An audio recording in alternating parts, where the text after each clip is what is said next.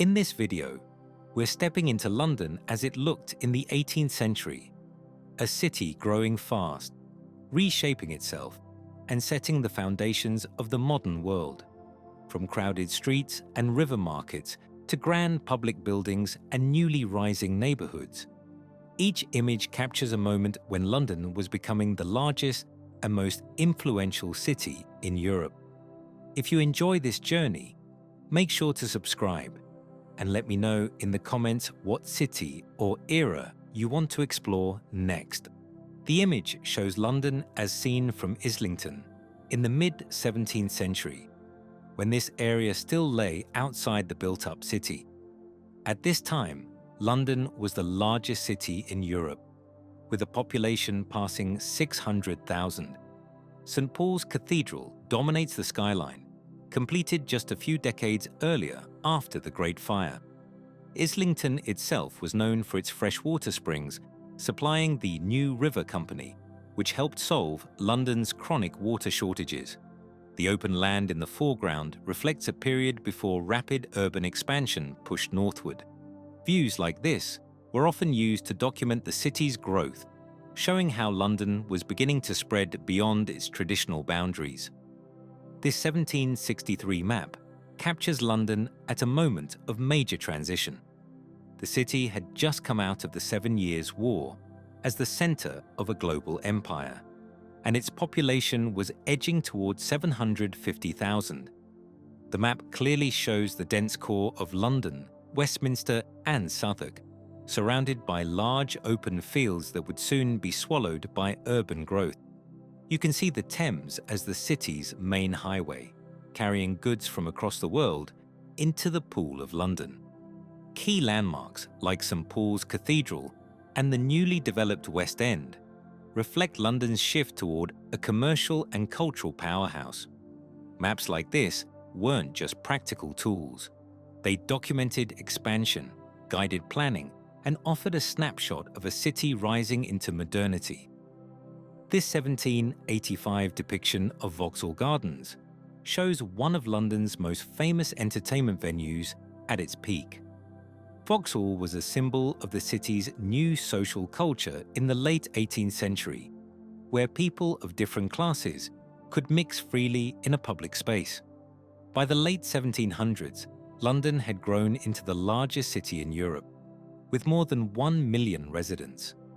This painting captures the Thames at its busiest, packed with merchant vessels, ferries, and ceremonial barges. The river was effectively the city's highway, moving people, coal, food, and manufactured goods long before railways existed. St. Paul's Cathedral dominates the skyline, symbolizing London's recovery after the Great Fire and its rise as a global trading power. The expanding docks, shipyards, and warehouses shown here reflect England's growing empire and the economic engine that pushed London toward becoming the world's biggest metropolis in the 19th century. Here at Charing Cross in the 1700s, London is growing fast, and this spot is one of its busiest intersections. The large building in view is Northumberland House, the London residence of the Dukes of Northumberland. Built in the early 1600s, it stood as one of the last great aristocratic mansions in central London and was instantly recognizable thanks to the famous stone lion perched above its entrance. Its location mattered. Charing Cross sat between Westminster and the city, which meant constant traffic from carts, coaches, merchants, and officials. Northumberland House was a reminder of old aristocratic power at a time when London was becoming a commercial giant. This 1751 panorama captures London from the east at a moment when the city was exploding in size and global influence. The Thames is the star here. In the 18th century, it was effectively London's highway, carrying goods, workers, soldiers, raw materials, and ideas in and out of the world's busiest port. Only London Bridge spanned the Thames at this time, creating bottlenecks that shaped city traffic for decades. Along the waterfront, dense warehouses and shipyards show how dependent London was on maritime trade. These docks handled imports from the West Indies, the Americas, Asia, and Europe, fueling both wealth and population growth. This early image shows Montague House, the original home of the British Museum, when it opened in 1759.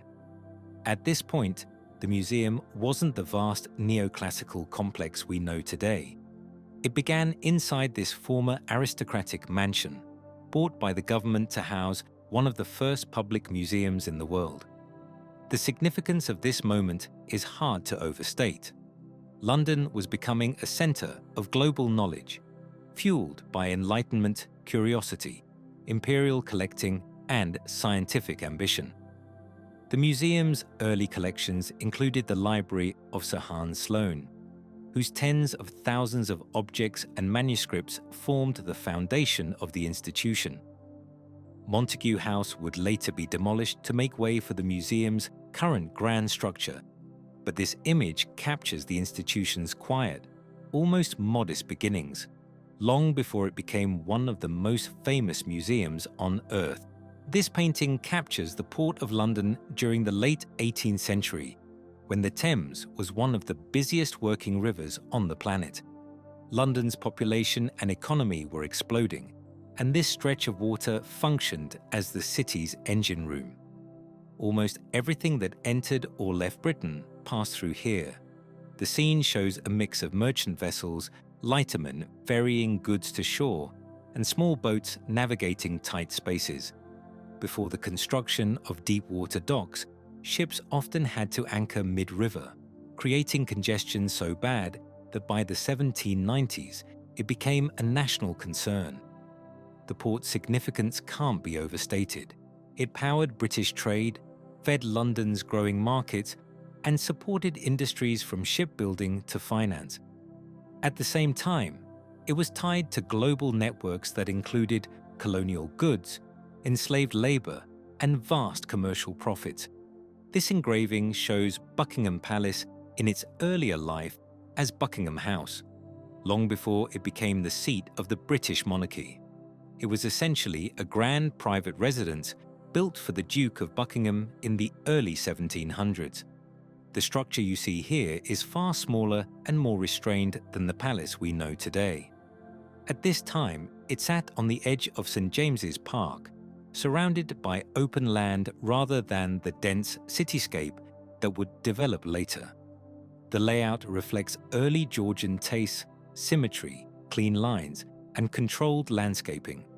No iconic central balcony. In 1761, King George III purchased the property for Queen Charlotte, transforming it into the Queen's residence. That decision set the foundation for its eventual expansion into the royal palace, recognized worldwide. This engraving shows the Pantheon on Oxford Road, one of the most fashionable venues in London.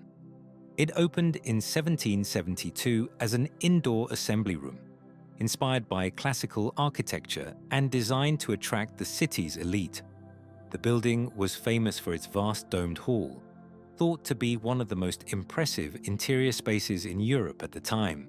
Cheapside in 1750 was one of London's busiest commercial streets, a place where the city's economy and daily life were on full display. Shops, markets, and inns lined both sides, selling everything from textiles to fresh produce to imported goods arriving from the river. This was the heart of London's merchant activity, where deals were struck and news travelled fast. St. Mary-le-Bow Church on the right was more than a landmark. Its bells defined who counted as a true Cockney, and the parish played an important civic role. By the mid-18th century, London Bridge was still carrying rows of timber houses, a medieval holdover that had become dangerous and overcrowded. At this point in time, the bridge was one of the narrowest and busiest crossings in Europe, forcing carts, animals, and pedestrians into a constant bottleneck. Fires and collapses had occurred in previous centuries, and by 1757, the city finally moved to clear the buildings. Just a few years later, London Bridge looked completely different. the houses were gone, and engineers had begun reshaping the river flow by enlarging the central arch, completed in 1762. This great arch allowed larger vessels to pass more easily and reduced the dangerous currents caused by the old system of multiple narrow arches. This redesign was significant because it supported London's expanding river trade. In 1795, the Tower of London still functioned as a working military fortress, armoury, and state prison. The scene shows the riverfront before major 19th century alterations, when the wharf was busy with barges and naval supply boats moving between the tower and the shipyards at Deptford and Woolwich. At this time, the tower stored weapons for the Board of Ordnance, including cannons and gunpowder, making it one of the most important military sites in Britain. Its significance in the late 18th century comes from its role in national security during the French Revolutionary Wars. While it no longer hosted high-profile executions, it continued to hold the political prisoners and remained a symbol of royal authority.